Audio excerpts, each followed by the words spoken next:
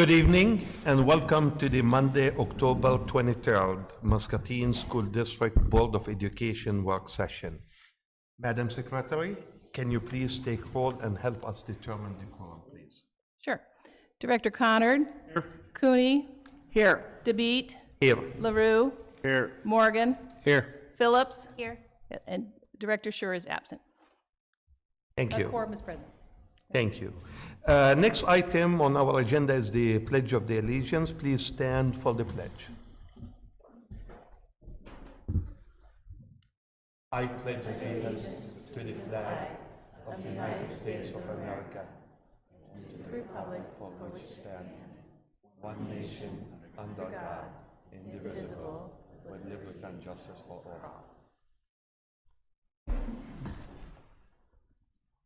Thank you all, and would like to welcome all of our visitors and the people that we have with us tonight. Thank you. With that, we move forward into next item on our agenda, which is the literacy update. Joel.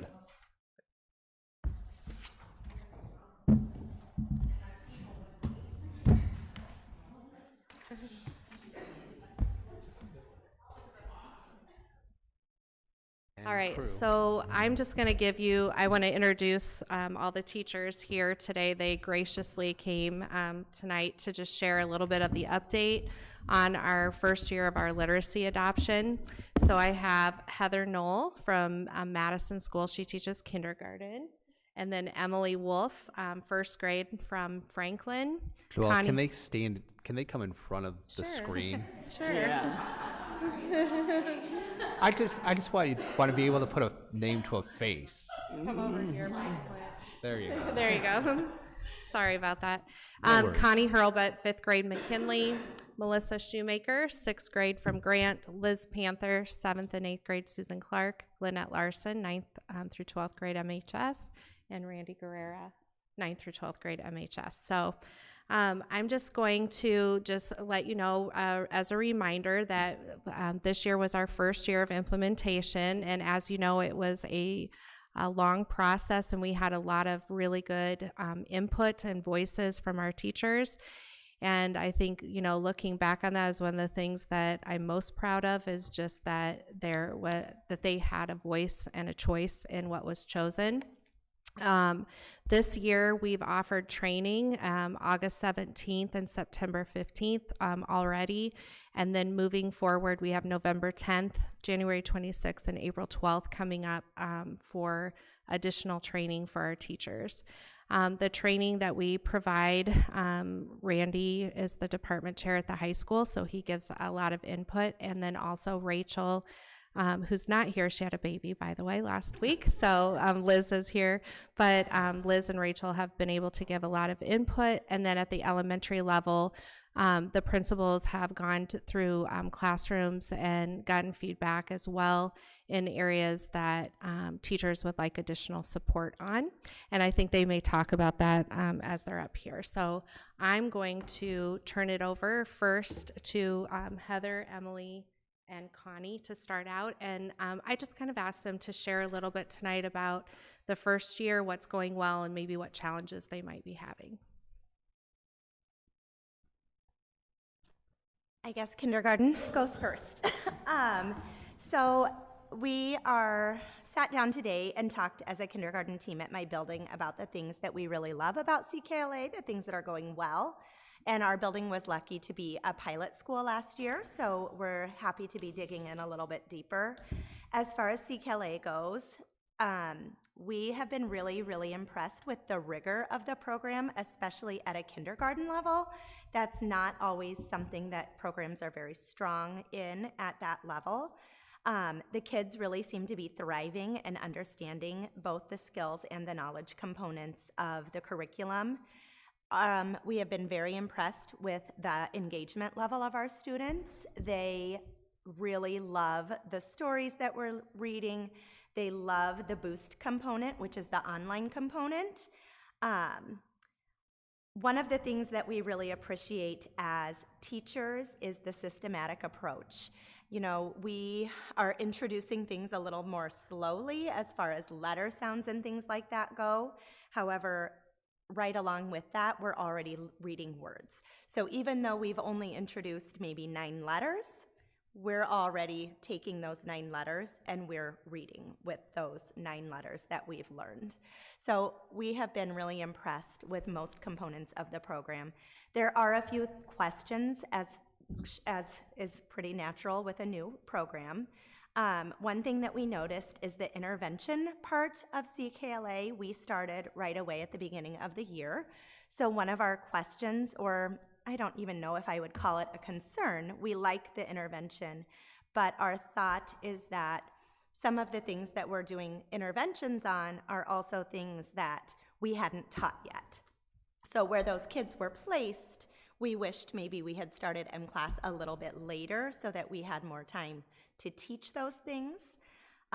We're also struggling a little bit to figure out where our special education students should be pulled, because we are teaching so vigorously with CKLA, and we're being asked not to pull out of the core components, which is 2 hours a day. So that is one thing that we have been talking a lot about. And also just the writing in general. We know it's the beginning of the year in kindergarten, so we're hoping that we start to see a little more strength in the writing program as we go throughout the year. But overall, we are very happy with what we're doing.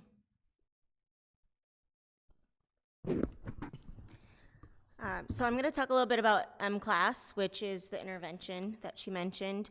It's a 2-tier intervention. It is for students below benchmark or at level. Students took an assessment at the beginning of the year. So kindergarten and first took a DIBELS assessment, and then second, I believe, through fifth took a assessment called MAZE, and that automatically grouped them in a category at their level. And teachers and staff are given a 2-week lesson or script, so it gives us all the information we need. So it tells us, like, we need these cards, and this is what you say, and this is what you do. And so we're given this 2-week lesson or script, and we progress monitor the students every 7th day to check their progress. And then after about 3 to 4 times of doing that, we will reassess and potentially switch up groups. So for example, I meet with a group of 5 students every day for 30 minutes, and we do phonological awareness, letter sound knowledge, that kind of thing. Okay, and I'm coming from the upper elementary 5th grade lens here. And just talking to the kids, they really like it. Some things they like is that Boost program, which is the online program. It's very game-based. I walk around and I have to catch myself saying, hey, get off that game. And they're like, this is Boost, Mrs. Robot. I'm like, oh, okay, sorry.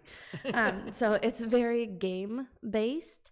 But it's also very engaging. The kids really like it. They ask me, can I get on Boost yet? And it's, we're doing science, not yet, or something like that. But they're really engaged in it. They really like it.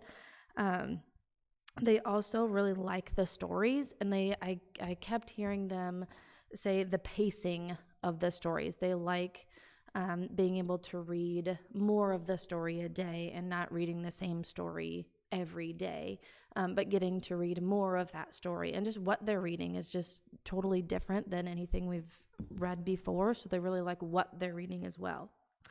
The students that I have really like this M-Class, which is the intervention, so it's for the kids that are needing some more support.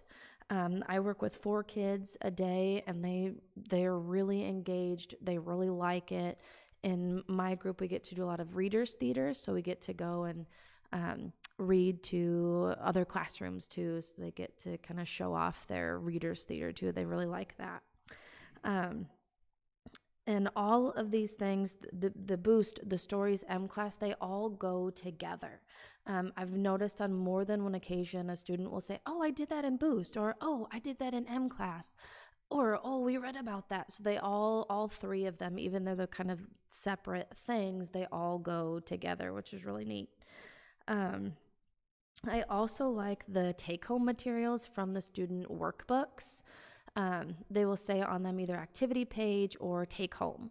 And at conferences, I was really able to tell the parents and families that these things are, yes, you can do them at home for extra support, but it also can just be kind of a discussion point of, here's what we did at school today. So instead of asking your child, what did you do today? I don't know, nothing, right? You can give them the take-home materials and they can say, here, this is what we talked about today, and just gives you some discussion points as well.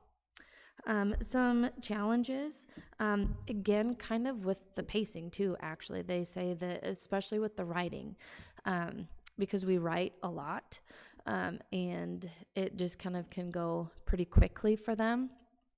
But that was really kind of one of the only challenges we could come up with is the writing, and just kind of challenging with them with that writing. The challenge can be hard sometimes for them, but overall they really like it. We really like it. There's a lot of components to it, but it's very user friendly. Thank you guys for sharing. So that's from elementary, I guess, before we'll have time for questions at the end. So I'll let junior high talk. Except for I'm elementary. You are, she's elementary, yes. So I'm representing sixth grade, which is just weird. In the elementary, Yeah. that goes to junior high. So they don't have a sixth grade CKLA. So we are doing Springboard, which is what the middle school is doing, but it gives the kids a good transition from the elementary to the middle school. So the things I really love about Springboard are pretty much the themes that go along with it, but one of the things that I fell in love with Springboard is the diversity of the stories. There's a lot of multicultural things that you find in the story. We really start off Springboard with a story called The Circuit, which is by Francisco Jimenez, and it talks a lot about migrant workers, which is great because we can have really good class discussions about that kind of thing. There's everything from Langston Hughes in the Harlem Renaissance to a novel that we read by Sharon Creech called Walk Two Moons, which has a Native American background. So I love the multicultural aspect of it. Another thing that I really like about I'm not doing CKLA, about Springboard is the embedded assessments that's along the way. A lot of those embedded assessments cover writing pieces. So we do different types of writing, personal narratives, short stories, different kind of argumentative writing, as well as it also has debates in there that are built in so the kids can learn how to do debating. And then it also has a part at the end where the kids actually get to do a scene from The Miracle Worker, which is nice because they get to get up and actually perform. And it's really encouraging to see that they do it and that they enjoy doing that unit. So those are just a few things that I love about it. I would say one of the challenging things as a teacher, for sixth grade, a lot of us departmentalize. So when it comes to the writing pieces, you're talking about reading 40-some, 50-some writing pieces at the end, but we were really fortunate where Joelle was willing to buy Writable for us. Writable is not part of Springboard, it's part of HMH that the high school does, but Writable can be bought separately, and so we are able to use Writable at the middle school and sixth grade level, and Writable is, I can't say enough about that program. Not only does it help structure the kids while they're writing and give them feedback as they're writing, it also, as a teacher, will read their piece and then tell me what kind of things they need to work on so that I can go in and help them one-on-one, kind of, this is what you need to target. So I can't say enough about the Writable program. Don't go too far. Hi, so I'm speaking on behalf of the junior high, and she did such a nice job kind of summarizing a lot of the things that we enjoy about the curriculum, but I just want to highlight again the themes that Springboard has for sixth grade. It's change. Seventh grade, we talk a lot about choices, like the choices we make, who influences the choices that we make, what are the consequences of our choices, and eighth grade talks about challenges. And these themes are just just a great opportunity for us to build relationships with the students and really connect with them and have them connect to what they're reading and what they're writing. So that's definitely been a highlight for us. We were kind of unique at the junior high because we've been teaching Springboard for a few years now. I was going to ask Chris, I'm not sure how many years, but at least 7 years. I know it's been a while. So we had kind of a unique perspective here where we got to see a lot of different curriculums, which was great. We loved that opportunity. But ultimately, as a junior high, unanimously, we chose to go with Springboard because we felt that strongly about it. And I think what it came down to was just that it is a very rigorous curriculum. It's well organized.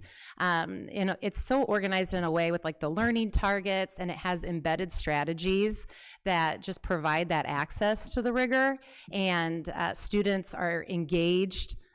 Those strategies keep it fresh. It allows us to kind of put our own spin and style on it as a teacher, but really get to that high level learning. And so ultimately that's why we chose to stay with it. I'm trying to think what else we had on here. It is aligned with advanced placement and like the ACTs and the SATs, so we feel really strongly about that too. Students are learning those skills and those strategies that they can then apply in their other coursework or to these exams if they choose to take those in the future. So we just feel really, really good about it. Students are engaged, they like it, they're working with the text, they're marking it up, they're talking to each other, they're conversing about what they're reading, and so far it's gone really, really well. I'd say our greatest challenge, and I think it's just going to be a challenge no matter what curriculum we do, is onboarding new teachers. We have some teachers who've, like myself, I've had the opportunity to go through the original trainings of how to teach Springboard, but some of our teachers have not had that same opportunity. We're working with the company, and Joelle's been awesome trying to get us the training that we need. It's just figuring out what they can provide us and what works within our schedule, things like that. But the trainers are great. They're teachers who are currently teaching the curriculum, so we love that. They talk a lot about how they implement it in their own classrooms, so that's been wonderful. But overall, we've been very happy with the training, and we look forward to learning more about Writable at the junior high.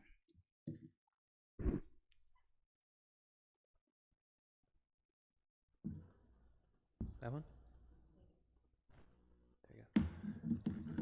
So I'm here to talk about the high school. We did Into Literature from HMH.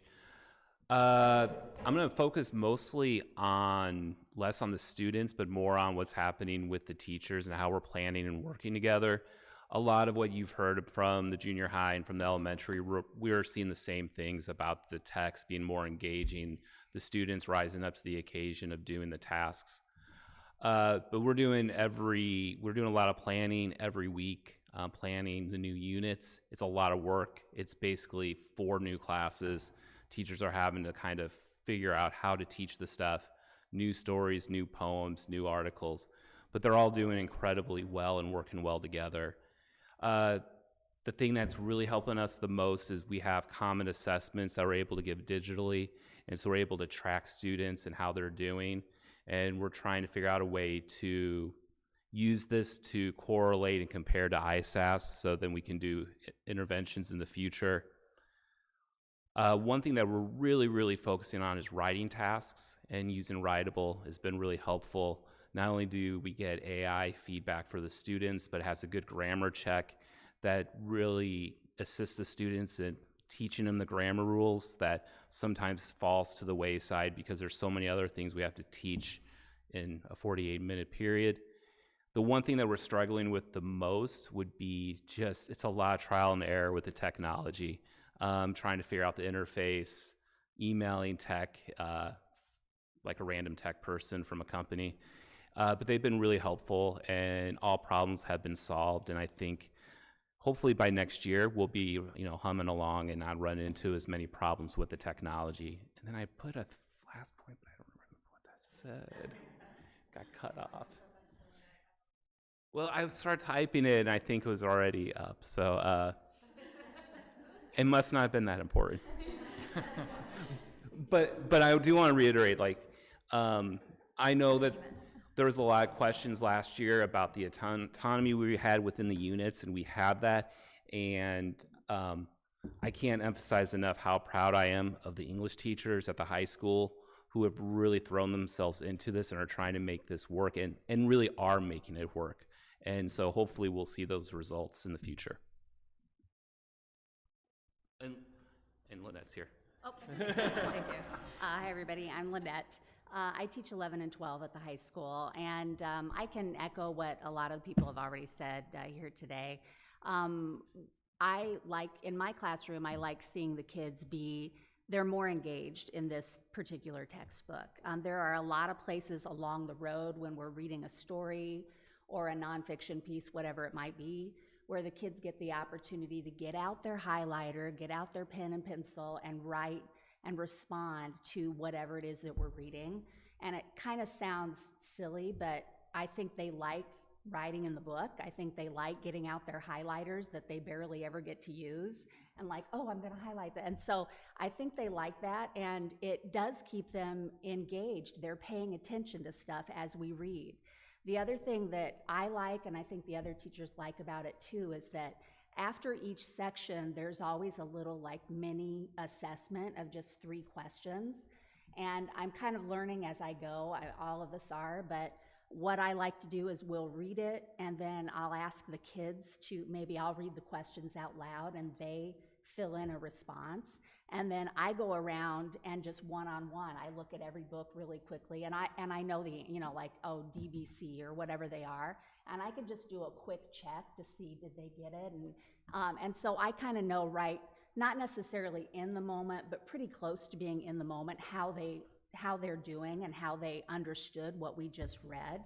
It's also another thing, now that they know that I'm gonna do that, it's another way to keep them on their toes and keep them paying attention to what we're doing. So I like to have them at the high school, and probably at the middle school too. We're always battling cell phones and earbuds and things like that. This is a really good way for them to know, I'm gonna be checked on this. I can't just tune out and pretend like I'm listening. I have to pay attention to this stuff.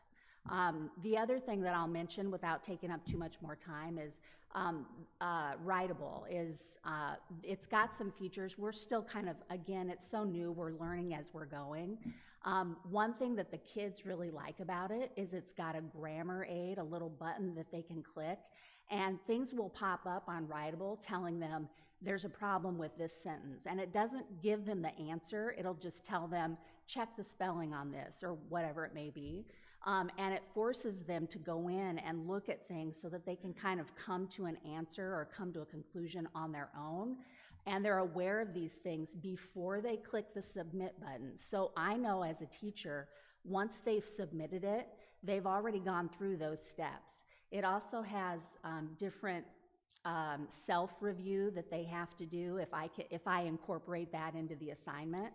I just was experimenting. The last assignment they did was a peer review where they had to read 3 additional papers and give comments on their peers' writing. And it was good because I think that they're a lot more, that's another engagement piece. They're very engaged with reading other kids' writing. It's totally anonymous. They don't know who they're reading.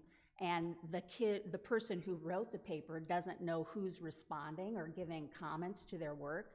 But it's another piece that makes them say, I'm gonna try harder on this writing piece because I know somebody in this room, 3 of these kids, are gonna be reading my paper. So it's a nice feature. The other feature that I like, I don't think the kids like it so much, is the plagiarism feature. Click a button, and I've already caught 2 of them for having a paper written totally by AI.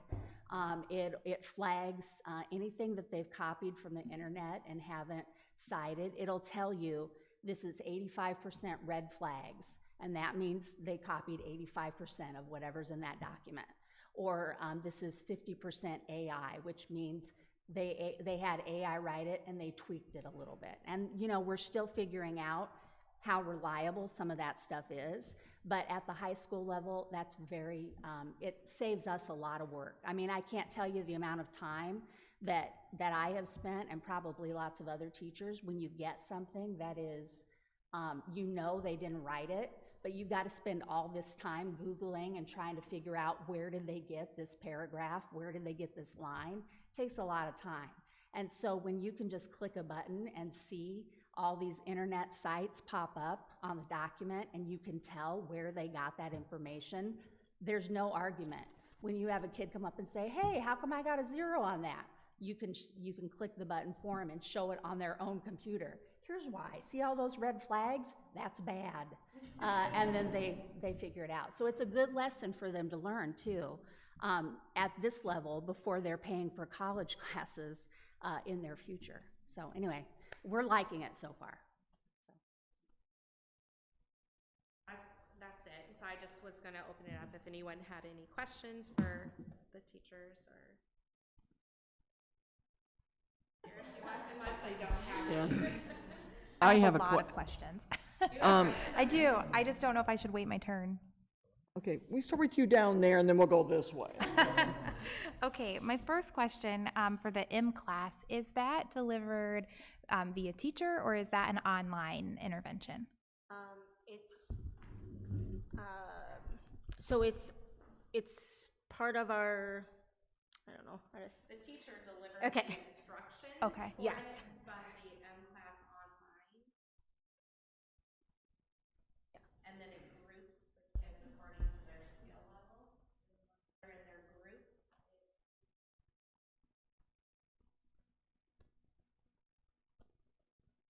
Teachers deliver those in person. I will remember that language. That's good.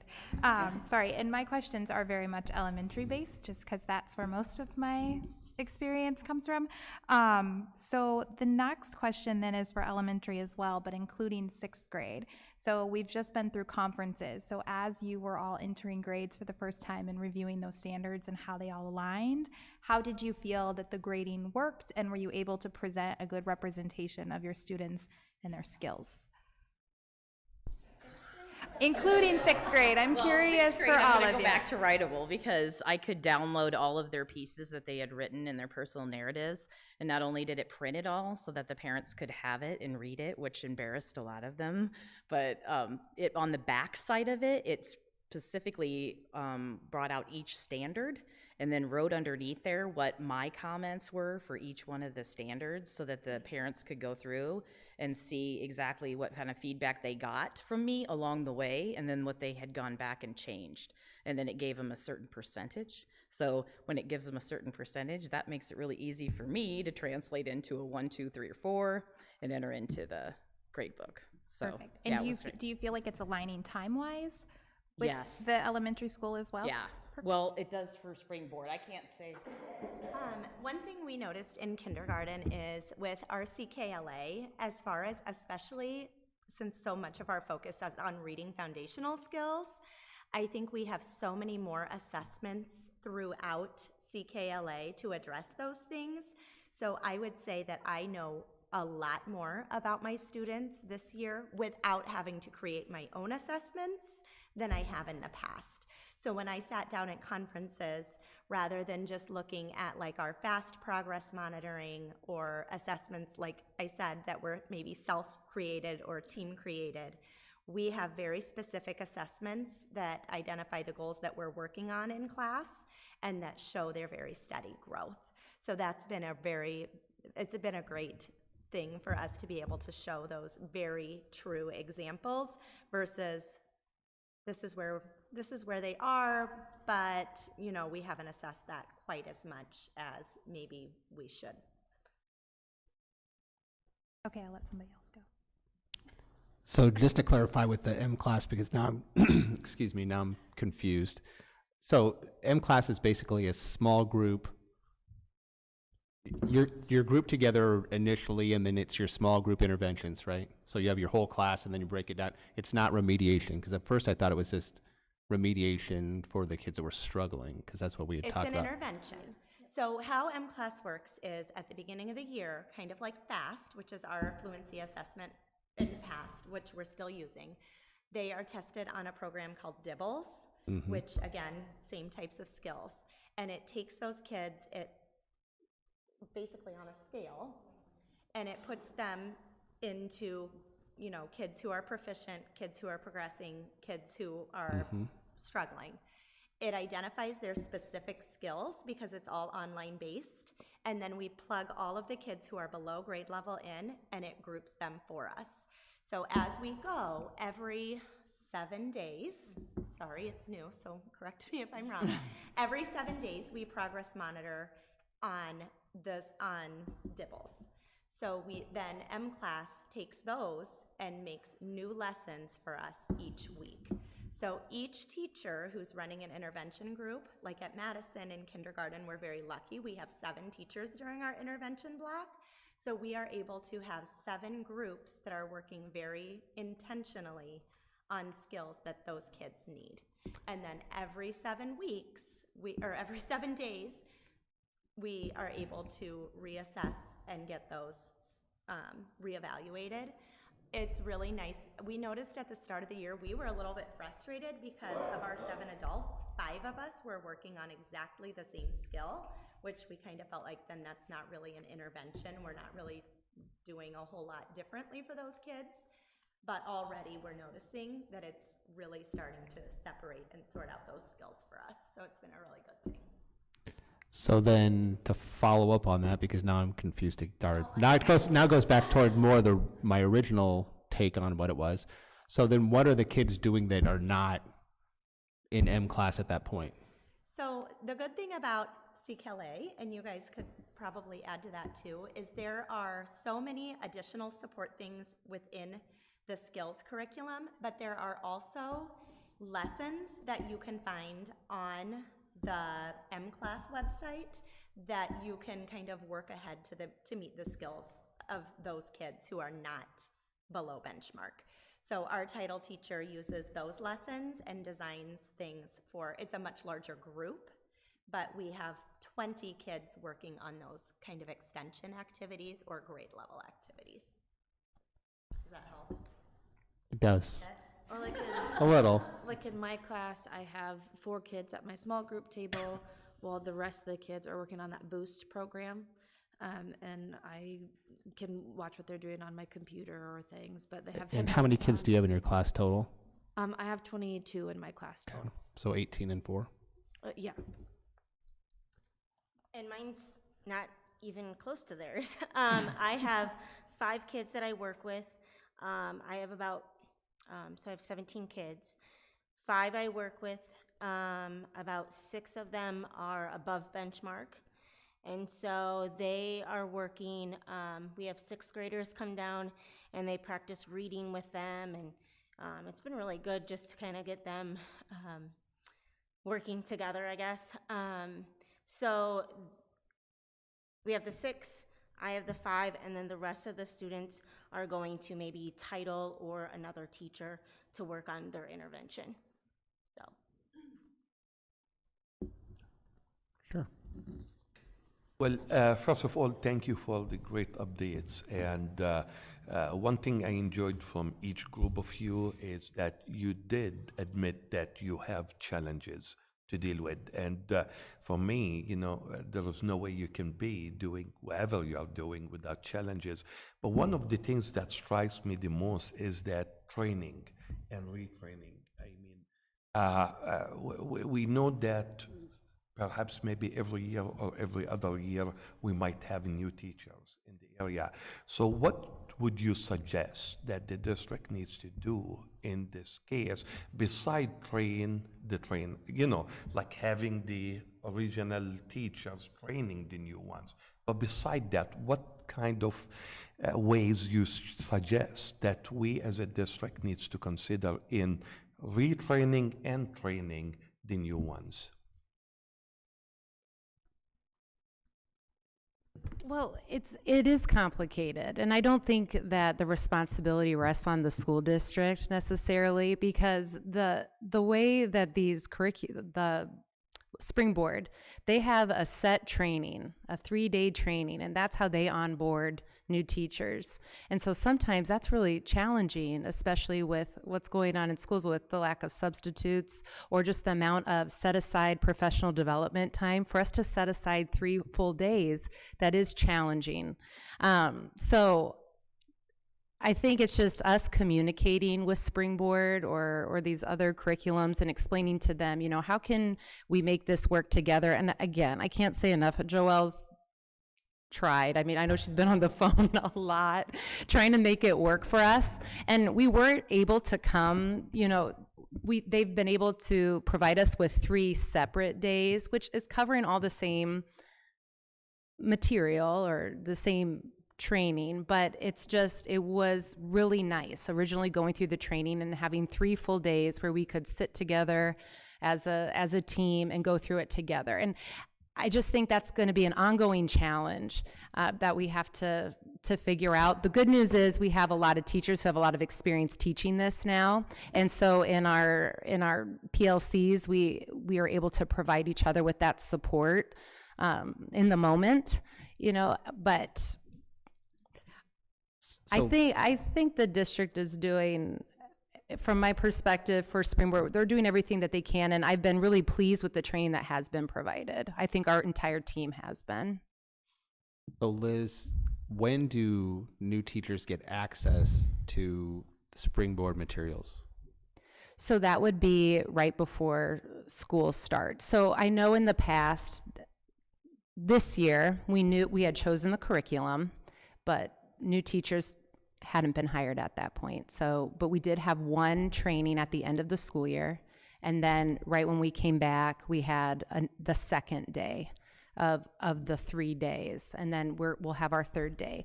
But Knowing what you know of the Springboard program, I'll call it a program for lack of a better word, but yeah.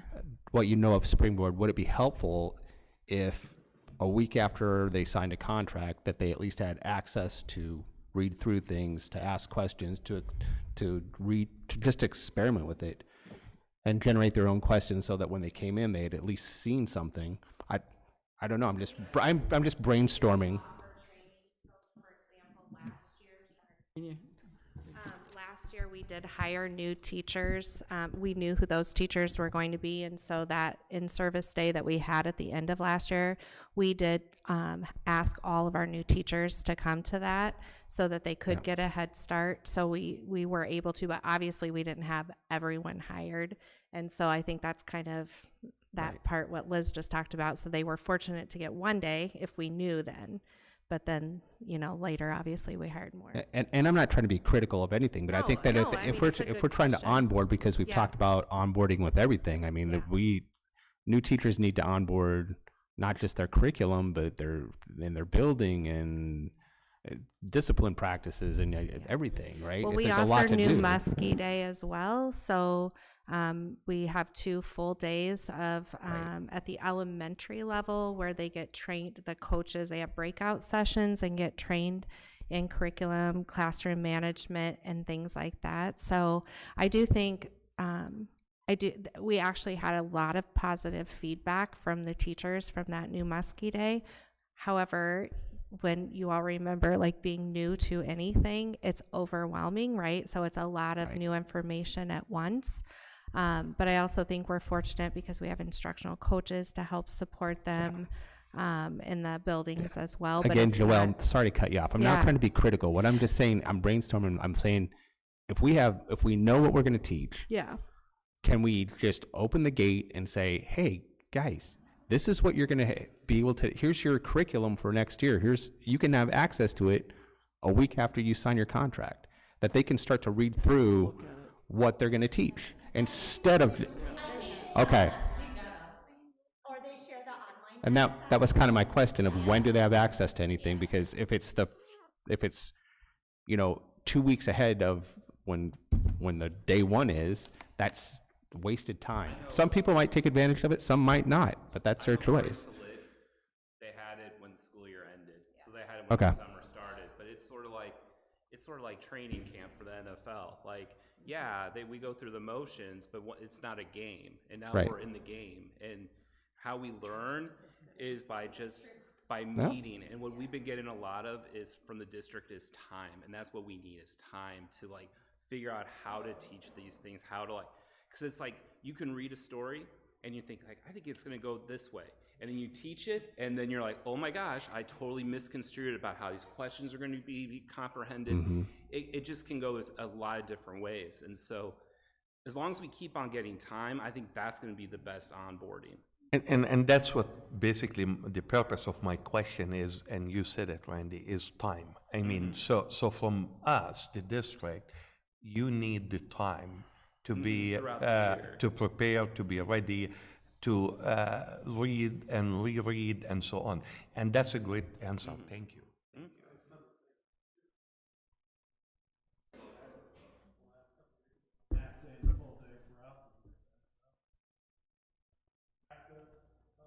We still have days on the front end.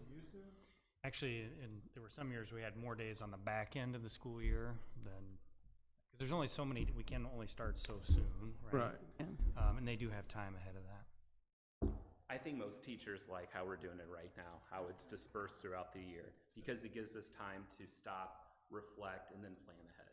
Whereas at the beginning of the year, like, it's like, oh, I mean, we can think we know how it's going to go, but we never truly do until we're actually in it. Even all of us who taught for a long time. Especially with a new curriculum. It's good to have those opportunities to be able to ask questions and to talk with our team. Like, so valuable. I have some questions. First of all, it's kind of like how John said, on a whole, you guys are the experts. As you're talking, you have so much confidence in what you're saying and presenting to us, and I'm sitting there going, and trying to keep up with it and think I kind of understand. But at the same time, it almost like as if I would love to be a part of that training even to really even see what you guys go through. Because as I look back at that curriculum audit that we had and showing all those steps and things that we needed to do, now you guys are a part of what is now helping to make this more, how do I say, a couple words here I have here, is the choices we make. We've made, it sounds like some good choices of the programs that, you're doing here. So with that, I have two specific questions. One is, you talked about the parent-teacher conferences, and I know sometimes that's always hard, as in how many parents actually even show up or have a part of that, and then how can we help to engage them, knowing that this is such neat material for them to learn so that they can help their students, their kids. Is there things that you are able to tell them on how they can support their kids when they're at home from the lessons and things that they've learned at school then? In that, those take-home pieces I was talking about, it might be a picture of one of the pages we read that day, and on the top it will say, read the passage and answer the following question, and then it'll have a question on the back. Or it might be spelling, or it might be grammar or morphology, or any of the pieces that we've done. And what I do is I told them at conferences, look for these things. This will be coming home. Or I might post on our Parent Square app, look for this coming home, because some of it is things that need done and turned back in, or you need to discuss it. We did a name narrative, so a narrative about their names. How did you get your name? Where did your name come from? Things like that they got to then talk to their parents about. Where did this come from? How did I get my name? So some of it does need to be done at home and brought back. So my biggest thing was, I said, just keep looking on Parent Square. And I will tell you if there's something that needs to be brought back, but otherwise it's kind of just for discussion. But it has directions right on the page that says, and some of them I know say, read this for 1 minute and see how many words you can read, or there's a big variety of what that take-home material looks like too. That's very helpful. And then also, it has to do with preschool. So how does preschool then tie into, as you talked about, when they get to kindergarten and then all those components that you're trying to work on? Are we working on some of that in a preschool setting to get them ready? I didn't know if they were. Actually, Jessie Frears, who obviously is the principal there, has actually been over observing in kindergarten classrooms. She also joins our principal meetings when we discuss training and things like that. So they specifically are looking at our assessments for acquisition of reading skills. And then they're at the preschool, they're also working on those same skills for pre-readiness for when they do come. And we have looked at our data of our students that have attended Milk, and actually our students do really well when they come to kindergarten and get assessed. Their data has shown that that has really helped them. So. Thank you. I have a final question, I promise. So the M-Class and Boost are like either tier 1, 2, or 3 interventions, right? So for the Springboard and into Lit, what does it look like if somebody's maybe not in the correct placement, or if they're below benchmark? What are we doing from 6th grade up, I guess, to enhance that?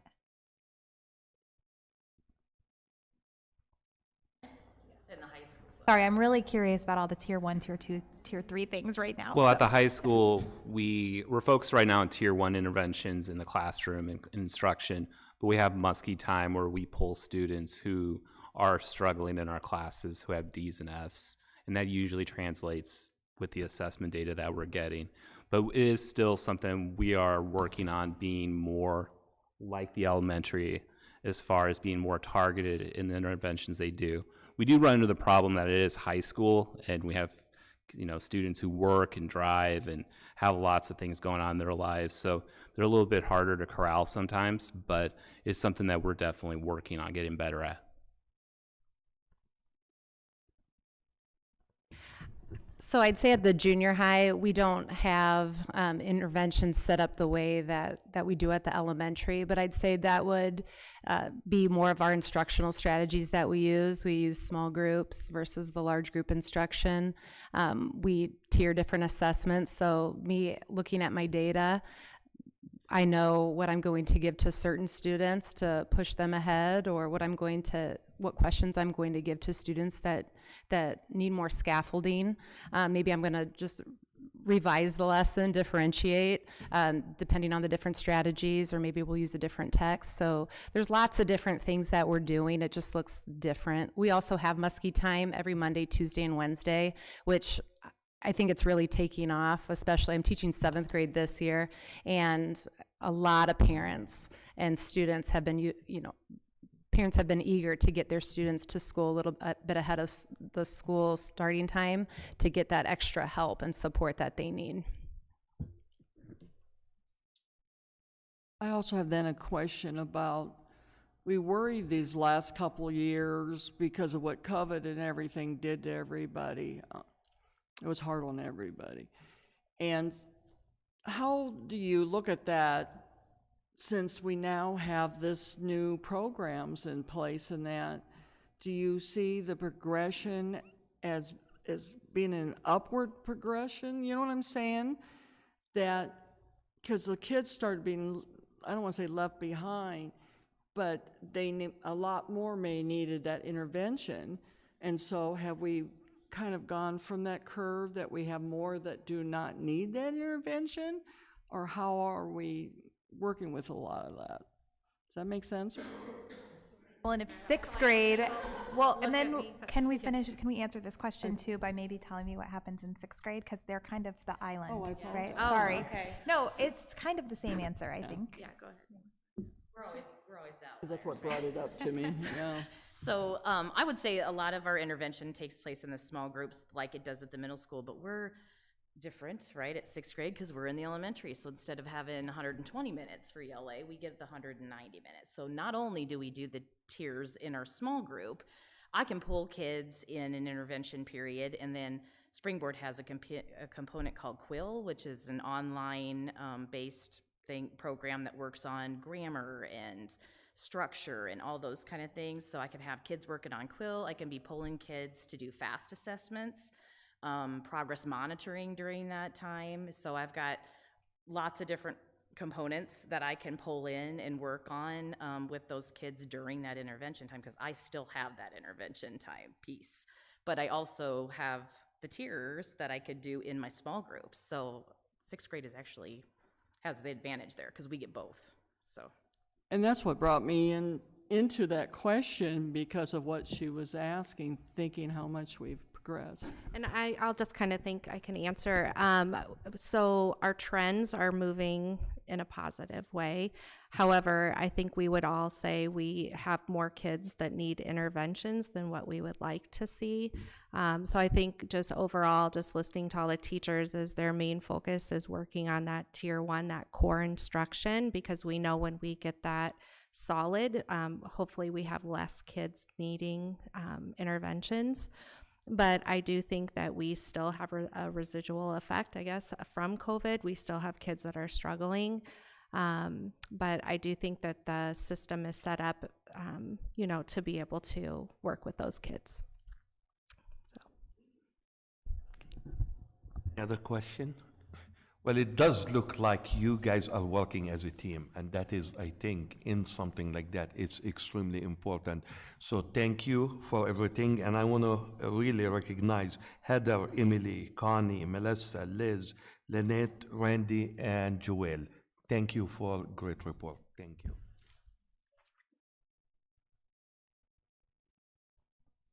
Our next item on our agenda is the facility updates, and we have Chris and a representative of Russell Construction with us.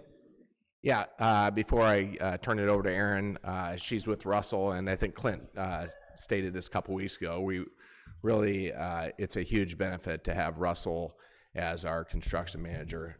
They do a tremendous job, help and support all of the projects that we have going on. So thank you for supporting that endeavor and hiring that. I know it's not it's an expensive thing, but it's well worth it. So Erin Marsh is here from Russell to give us an update.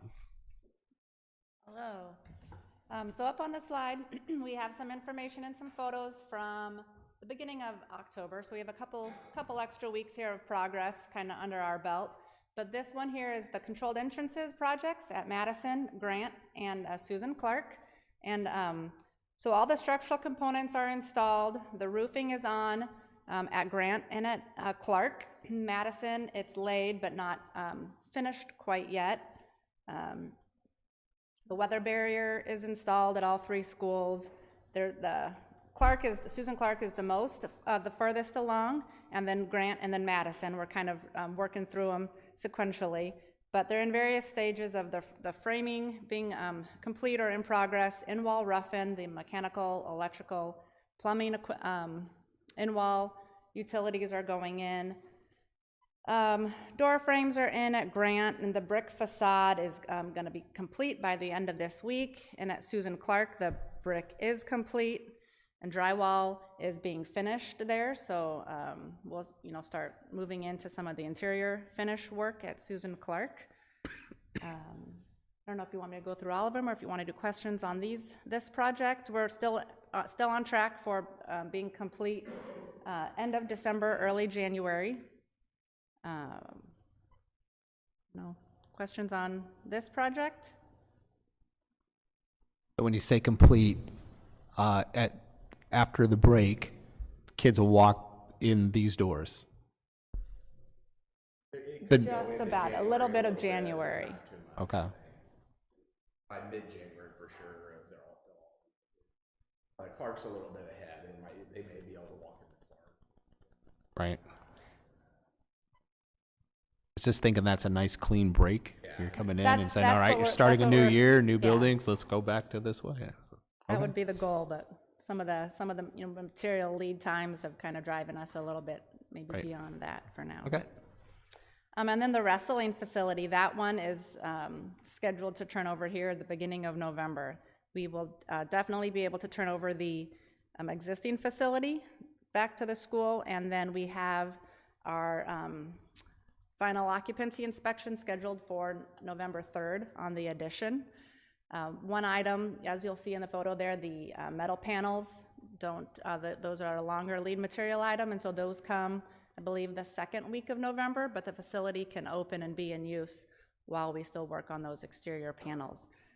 But stopping out there today, the light fixtures will be going in starting later this week or early next week. They're putting up the wall panels inside the addition today, and then just doing some painting of doors and frames throughout the space. Have you started to heat it yet? Because you have to get it up to the right temperature. So at all the projects right now, the rooftop units are a delay till the end of January, or some at varying dates in January, but we do have temporary heating I was just being solutions, and- facetious no, because I know that they want it hot. It's a So you might as well thing. just start right now because it's not going to be hot enough no matter yeah, what. It's a thing, and so we have temporary heating solutions for that to get it nice and toasty in there. And then, here's a little thing. This update here is for Jefferson Elementary School. We've been doing demo of the old coal room, I believe it was. There was an exterior structure there that we are taking down and infilling that before we can start with the foundation work. That demo has been a little bit more challenging than than anticipated, just due to the structural sequencing of the original structure and trying to remove part of the slab while keeping the structural integrity in place of the existing Jefferson building that we add on to. But there was a specialized equipment needed for that concrete cutting, and that's happened end of last week, so we're moving forward. There's been demo on the lockers in the old locker rooms, and some new sanitary plumbing has begun in there. Infill of some of the brick windows where we butt up against Jefferson is scheduled for next week. Anticipating a turnover date towards the end of next summer in time for school in 2024. And then the baseball and softball facilities. We're doing some improvements to the field at Bruner Field. They have poured the parking lot, and the new concrete approach is scheduled to be poured tomorrow. Bush Turf is on site, putting in some of the underground rock and a drainage system, hoping that they kind of finish up this week, and then they'll move up to the softball field, and that has already been graded and everything is established and ready for them to come in and start doing their work there. After we finish up with some concrete items at baseball, then we would move up to start doing some of the footings for the concession stand up at softball as well. Both of those are anticipating a completion date at the end of April for a May 1 practice season to start. I think that's when practice starts. Somewhere around there. Anything to add, Chris? No. Any questions? That parking along there, is that gonna be well protected, or there's like? Yeah, there's an 8-foot fence that goes up. There's a sidewalk that goes on this side of the parking, to the left if you look at the picture, and then there's a 6 or 8 foot fence that goes up along there. It won't be too far from the fence, so less than 10-foot fence to the top. And there's backstop netting and foul ball netting extended to the dugouts. All the way to the dugouts instead of what it used to be. I have a question on the Jefferson area, which actually kind of takes me ahead, because when we talk about taking down the old Central Middle School, you said there was challenges on the way some of that work was. Is that going to be a challenge on the other side of the building then? This one is unrelated, so now that we've cut the concrete, then we have a brick facade that comes up along that, and so that's more on the elementary school addition on that side. Any of the central work is a separate project. Yes. And, yeah, would be a different set of I think design. anytime you start digging into those old buildings, you know, that when they're 80, 90 years old, you're going to find some things. And I think that's, you know, part of the challenge with Jefferson as they, you know, put the fencing up and some of the equipment started moving in. You know, I think people are waiting for walls to go up, but there's a lot of that other work that has to be done there.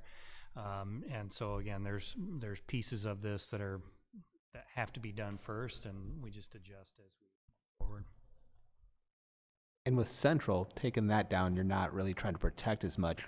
You've got a building in place that you have to make sure is safe with the Jefferson side of it, right? So you would anticipate less of an issue with Central than than this part, I would think. Yeah, correct. And those discussions for some of the design are based around the auditorium. We anticipate that conversation starting in December with various stakeholder groups. We also are looking at, in December, doing a couple of open houses, probably one during the week in the evening, and then maybe one on a Saturday morning where people can come through, see the building. Then at some point, we'll do, after that, an online auction for some of the items inside there, similar to what we did with the old Jefferson building before it came down.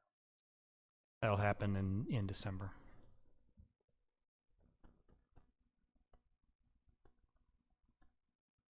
Not a Russell construction project, but the central kitchen project. And is it running? Is it up? Yeah, so that is just, again, there's a lot of, it's a complicated place. I mean, just to put it lightly, the equipment, power for the equipment, lead times on certain things, getting certain parts that we needed for the equipment are in delay. So right now, the goal is to have it done by Thanksgiving. Completely done and occupied. Everybody believes we can meet that goal. So.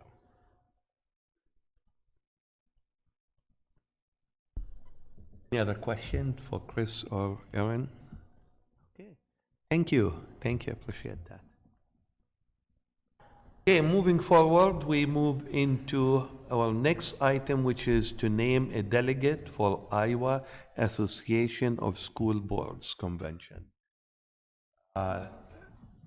The convention will be on the 15th. Let me just make sure, but it's on the 15th, yeah, of November, and basically events and activities starts at 9 a.m. I actually recommend that Lindsay do that. I think Matt was going to volunteer. Can do it if you. Oh, yeah? Yep. So I got out of that. Thanks, so Karen. Okay, Matt, thank you. I'm sure you will be a great representative of our district. So thank you. That was very easy, right? Okay, superintendent updates. Yeah, thank you. I've got a few items for you tonight. I want to start with certified enrollment. So, you know, October 1 is when we do our head count, and then we submit to the state. That has to be finalized on the 15th, which this year was a Sunday. So we actually had that submitted on the 12th, ahead of that. So as that's been finalized, we always compare to previous years. This year we are down a pretty significant amount. We're down 150 students, or FTE, from previous year. So there's some interesting pieces in that that I want to make sure we talk about. One, there's essentially no change in the number of students who are open enrolling out and open enrolling in. It's I think it's up 1 and then up 0.3 for coming in. So it's really, we're talking about less than a student difference from where we were last year. So we're not necessarily seeing that fluctuate. We do have a new private school in town. There were 27 students that we're aware of on the ESA receiving tuition monies for that. But of those 27 students, 13 of them were not in our schools last year. They were homeschooled or online. And then of the kind of the remaining 14 students, 4 of those are kindergartners. And then it really falls between about 2 or 3 families of kids from a couple of our elementaries. So not necessarily a significant impact, again, to our enrollment. One of the things that we will continue to watch that does make a big impact, our incoming kindergarten class this year is 298. So typically, when you look through our kindergarten classes over the last several years, we vary from 300 to 325. We were projected initially in our enrollment study for this group to be at about 308. So we're a little shy of that, but not terribly far off. The issue is we graduated 376 seniors. So when your outgoing class is significantly larger than your incoming class, you're going to have an issue over time. And one of the important pieces that we're watching closely from that enrollment study is our birth rate in Muscatine. When you look over the last 10, 12 years, the birth rate has declined at about 1.5% on average per year. Sometimes it's up a little bit, sometimes it's down a lot, but when you kind of average out the kind of the last 10, 12 years, we're dropping at about 1.5% per year. So again, when you have fewer kids coming into the system, that has an impact on our total enrollment. The other piece with that birth rate that we have to watch very closely is in that last study that was done almost 2 years ago. In 2020, the birth rate declined by 92 babies, which is a significant drop from any of the previous years. Now, we don't know if that was a COVID issue. We don't know. It's not because we don't have labor and delivery here in town, right? The babies are still being born. They're either born in the Quad Cities or Iowa City, and then based on addresses, they're collected back to Muscatine. So that isn't necessarily impacting the birth rate. So we know those students are going to be in kindergarten in 2 years. So we're going to watch that closely because that could be another. Now, good, we're hoping that's just a kind of bump in the road and things will bounce back up. But I would also, we're going to need to probably do that enrollment analysis every couple of years just to kind of stay on top of that and see where we're at. So based on that, we can anticipate that we'll be on budget guarantee for next year. We also know there's some additional spending authority for students who are open enrolled out that weren't in our enrollment last year. So that happens when, let's say, a student, their family moves into town, but they've always gone to Wilton or L&M. Well, they want to stay there, so they open enroll out even though they've just moved in. They were never actually our student in our classrooms yet, but we do get some additional spending authority for them. So we'll continue to watch that very closely. As you remember from last year, we were pretty close. We were down about 29 students. So this is certainly a bigger jump than what we had hoped for. When we look at that enrollment study, it is anticipating that continued declining enrollment over time, which, as we've talked, there's a lot of factors in that. There's available housing in town. I mean, there's just a lot of pieces to that. But one thing, at least, as we look at that information, we're not losing a bunch of kids to open enrollment any more than we have in the past. So that stayed pretty consistent, and we haven't seen a significant impact from any other of the additional private schools here in town. So with that, questions about enrollment?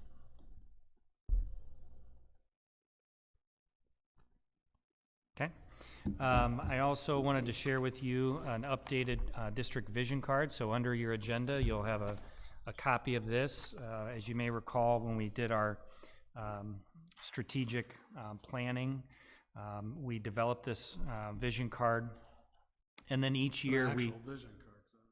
Yeah, it is. I will send you an electronic copy, but sometimes it's helpful to have it in front of you as well. That's why it's color coded, so you can follow it that way as well. It's really a vision test, Matt. Yes. That's what I was saying. I can't get far enough away to read it. You If failed. put it too far away, I can't see it, but I can still see it up close. So, but really in the sections, as we set this up, it's about students on track to graduate, K-12 standard attainment, and social emotional behavioral systems of support. Those are the kind of the three big areas. So when we look through the students on track to graduate, we're looking at graduation rate, which did drop a little bit last year, and I've shared that with you. Junior high credit attainment. Are they on track at junior high when they come into the high school, right? High school credit attainment, as we look at 9th, 10th, and 11th graders, are we kind of trending in the right direction there? We look at some pre-ACT indicators, and then we look at some assessment data for 3rd grade, for 5th grade, and our FAST spring literacy screener. So really, when you look at all of these, so we've set those targets. We have a raw score that's given, and then approximate level based on those categories. Are they in level 1, which is the kind of the area we need to address the most? Are they in needs improvement, acceptable, commendable, and high performing? What I can tell you is we have continued to move the needle in a positive direction on these. There's still work to be done. As you can see, the daily desired experience, we're still significantly below there.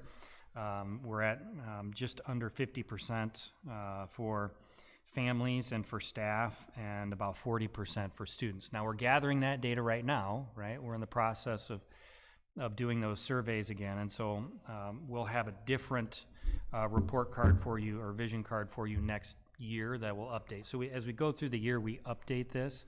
What you can see on the second page, on the back page, and this font is just a little bit bigger for you, Matt, so you can see we're tracking progress from year to year on each one of these indicators. So as I mentioned, our high school graduation rate went down to 82.8, and if we didn't have a score last year, obviously there's nothing in there, but you can see from year to year where we're progressing. Again, some good progress with our attendance and all the work that we've done there. We are seeing some growth in our FAST scores and proficiencies. Again, what you heard tonight with our updated curriculum, we'd be looking to see some even more improvement on that moving forward. But again, that's the snapshot as we look at multiple indicators of success, kind of how we're trending. So I believe a year ago, our total, so then when you look at that far column on the front, there's 2s, there's 3s, there's 4s, there's 5s, and so on.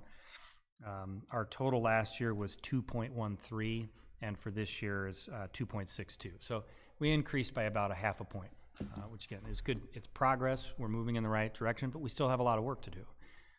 For these key performance indicators, all the money you spend, teachers, trainers, last time we went through a bunch of them, PBIS, IEP, 504, Boys Town, all those other things you're spending money on, whatever, all the ones we saw tonight, are they all tied back? Are all of them all tied back to how, I mean, are these key performance indicators, are you tying back how these are moving, how they're going to be able to move the needle, judge the investment that we're putting into each one of these key performance indicators are actually driving an improvement? Well, these are all things we need to track and would be indicators of success. And certainly as we look at the literacy implementation, we'd be looking at those literacy scores. You know, ultimately, we're trying to get kids to cross the finish line at the end of high school, so that graduation rate. So what are the indicators that, and again, there are a lot of factors that go into that. It's hard to identify specifically, did moving attendance from this percentage to this percentage, give us, putting a cost estimate on each one of those is difficult to do. But again, it's identifying the areas where we're not getting there and having conversations about how do we continue to get better and move those things in the right direction. Clint, is our DDE stuff on the back page, the bottom 3, are those numbers from this year's DDE? No, those are the first okay. score was that spring date we did in April, and then there's last October. And so when we finished this year, and again, it really took us to about January to kind of crunch through all those numbers and get something back to you. But so we kind of keep a spreadsheet with, you know, the first year, the second year vision card, and then the updated, we'll have one for this year, so 23, 24, that will update as the year goes along. David Svensson is our data guru, and he helps crunch all these numbers and get the trend lines for us and show us where we're moving. Again, this is something we'll share with principals. We have our SIAC School Improvement Advisory Committee. We'll share this data with them tomorrow. So again, there's a number of factors that go into success, and these are the ones that we've identified and have been tracking. What I can see is that the ones that we still need improvement, meaning they were a little bit less, there isn't that many of them listed, and not like it was a big drop or anything. So that is good to see. And the thing that I really like to see is the chronically absent students went from 33 down to 17. That's good. And Very again, good. a lot of resource, time, and effort put into that, and we continue to do that. We know we've got to get kids here to school if they're going to learn. And we had also seen some staff attendance that wasn't great, right? And if staff's not here, again, all of those things have impacts, and so we've seen some improvement there, and those will be areas we continue to work on. Linz, I know this is specific to our district, but on a lot of these things, do we have state averages to compare to as well? So the other piece that I don't have for you tonight is the Iowa School Performance Profile. That's more specific to all states in Iowa. And so each year that is updated. Again, that looks at your graduation rate. It looks at all those factors, including your state scores in a variety of areas. And so right now they're in the process of updating that, and it's embargoed. So we can't share that with you yet until we get the all clear. And as soon as that's done, then I'll bring that data back and share that with you. And then it'll be online. Anybody can look those things up and look at how we're doing, how we've done over time.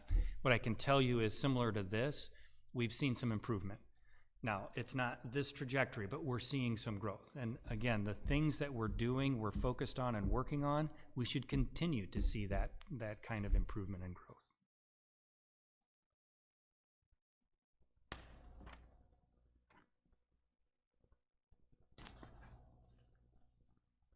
And then I've got just a couple other things. One, I just wanted to, since we're here, mention this space. As I've kind of shared with you, as we've moved some things around, we've got some kitchen staff that eventually will be moving, so a lot of things have been in kind of in flux at the district office over the last several months, and our finance department had been here, and now they're downstairs, and this room is open. In an area we're going to create as a permanent board and training room. You can see the size is a little better than the Muskie room. The acoustics are better. So we will be recommending moving all of our board meetings here so that our regular meetings won't be down at City Hall, they'd be down here. That'll come as a recommendation in our organizational meeting next month. Because at that organizational meeting, you set the meeting dates and times and all that. So it seems like that will be a good time to do that. Probably by the time we hit January, we'd be ready to fully go. But certainly any work sessions, we've already been doing here. So we're in the process of kind of just finishing up some of the technology to make sure everything works the way we want it to. The other pieces is we need to identify a time. We've talked about, we start these meetings at 6. The problem with our regular meetings is, and not a problem, but we do our community conversations. Those typically have been an hour before the meeting starts. So if we go at 6 o'clock, it's hard to start community conversations at 5 and expect people to get there. So, and I actually discussed this at our last community conversation. I think the feedback that we got was, start the meetings earlier, try to find a time that works for everybody. We know that, but the most important concern was that we'd stop doing it. and we've been committed to that. And so what I would probably look at recommending is a 5:30 start time for community conversations and a 6:15 start time for our regular meetings. That'd give us enough time to have the conversations transition. Likely, we'd hold those community conversations next door in the West Room, based on the size of the group that we typically get, would be a good location for that. And then as we'd finish that, we'd come over just next door for the meeting. So just from an accessibility standpoint, this would be certainly better. The other piece that we still have to kind of fine tune is the City Hall has all the equipment to stream to television. Now, we obviously can live stream, so we could continue to live stream. It's just figuring out that connection to how that would run on Channel 2, I think, is something where we'll continue to talk to MCC and MPW about. We don't get a lot of viewers on that, not a lot of live viewers on TV, but there'll be some. And certainly anything we do, they could replay moving forward after the meetings are over. So we'll continue to live stream the regular meetings and these work sessions. We still need to connect the dots on that piece of it. And then just the last quick update, we are doing the DDE surveys now. As of earlier today, we had 263 staff. Last year it's certainly more than what we had this time last year. Tony, what did we end up last year with staff? Was it 355? So we certainly want that number to go much higher, but we're already trending higher than we were last year. So I just wanted to give you a quick update on that. Any other questions? On the DDE survey, on the family version, there's not a place to indicate the school building that your child attends. And I think last year there was, because that went back to... I'll have to... Also, while you're checking, there's not an L in families online. It's because they're just families.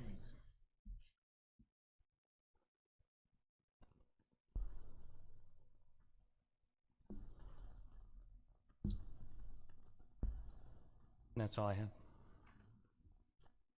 Thank you. While Tony is checking, let's move forward with next item. First reading on policies 900.15, new use of recording device on school property. And the next item is 901.15, new use of recording device on school property administrative regulations. Any question about either or? I do have a question. Go ahead, please. So, in that 900.15,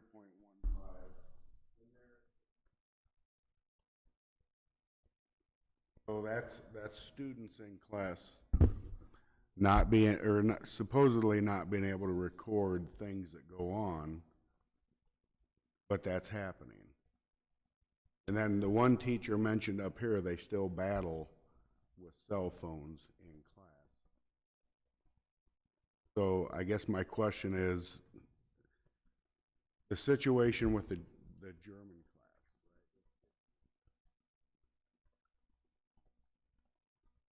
right? Is that a good thing? Is that a bad thing? Well, again, it's already been part of our policy that's not allowed. That's something that, the high school followed up on. They have not identified where that video originated. That's been sometimes that's the challenge, is figuring out who took that recording. Sometimes they can, sometimes they can't. This would also include, we have Discover Muscatine that does our, broadcast for some of our sporting events and other activities. Just means that we have the right to regulate that. Right. But certainly our discipline policy would speak to that as well. What I can tell you from the high school standpoint, they've had 50 referrals for cell phones already this year, which exceeds the entire amount they had all of last year. So it's still something, in talking to Ryan, it's consistently enforcing that. And even if we had a policy that said you couldn't have them, it's still required that it's enforced. And so, again, I know they're looking at that closely this year. We did hear from our students that it seemed better. It's still going to be a challenge. And I know they still work on that at the junior high as well.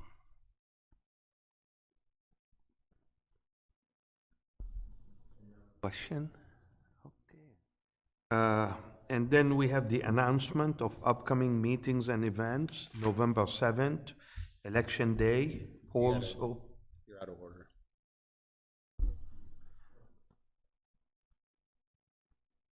It's I'm out okay. of order. It's okay. Thank you. Thank you. November 7th, Election Day, polls open at 7 a.m. and closes at 8 p.m. November 9, 2 hours early dismissal. November 10th, teacher in service, no school. November 14th, Riverbend Mobile Food Pantry at the Administrative Center, 4 to 5:30 p.m. November 15th to 17th, Iowa Association of School Boards Convention in Des Moines, Iowa. And November 20th, Community Conversation, 6 p.m. at the lower level of City Hall. And November 20th, the annual organizational meeting at 7 p.m. at the City Hall. Any other announcement? Anybody like to share anything? I have a question, kind of, I don't know, I'm stirring the pot, I guess. Have we ever thought about, on election day, hiring subs, 1 or 2 subs into each building to allow our teachers to go vote during the day? Just throwing it out there. I mean, I know that other businesses have done that and they allow their people to take time off, but if we really want everyone to vote, try to make it as easy as we can. That's it. But that's a recommendation. Mike, No, right? it's just a thought for somebody to discuss at some point. Not me. That's something we can discuss as an admin team and with principals. Any other announcement? Okay, moving forward, obviously we need to get ready to move into a closed session, but first of all, let me mention this. We have a closed session for superintendent's evaluation per Iowa Code Section 21.5I. What are the wishes of the board? I'll make a motion to go into closed session. Second. So we have a motion, we have a second. Madam Secretary, can we have a roll call, please? Sure. Director Conard. Aye. Cooney. Aye. DeBeat. Aye. LaRue. Aye. Morgan. Aye. Phillips. Aye. Thank you. So now we'll need maybe a couple minutes to move to a different room. So we'll stop here and move forward in a couple minutes.